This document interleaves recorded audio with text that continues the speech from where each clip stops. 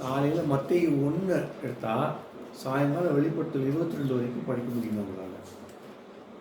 கதை புஸ்தகம்லாம் படிக்கிறீங்க தானே, ஜாலியாக இருக்குது தானே, அதுவும் கதை புஸ்தகம் தான். இயேசுவை பற்றிய கதை புஸ்தகம் தான். ஏன் அதை மட்டும் படிக்க முடியல உங்களால்? டிராயிங் பார்க்கறதுக்காகவா? டைம் பாஸ்க்காகவா?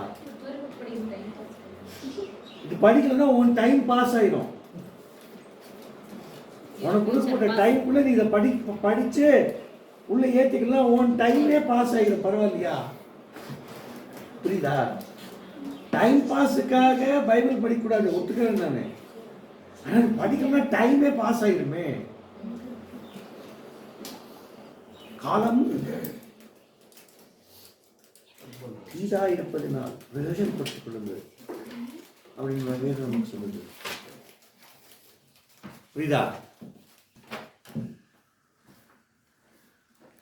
இயேசு என்ன செஞ்சாரு இந்த உலகத்துல அப்படின்றது தான் அந்த 4 சுவிசேஷத்துல இருக்குது.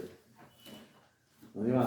இயேசு சொன்ன வார்த்தைகள்ல ஒரு சிலது அப்போஸ்தலர் நடவடிக்கைகள்ல இருக்கு, கொரிந்தியர்ல இருக்கு, அது சுவிசேஷத்துல இல்லாதது இருக்கு.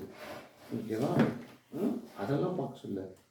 99% இயேசு சொன்ன வார்த்தைகள், இயேசு மாம்சமாகி இந்த உலகத்துல வந்து ஊழியம் செஞ்ச போது இந்த வார்த்தைகள் 4 சுவிசேஷத்தில் இருக்கு.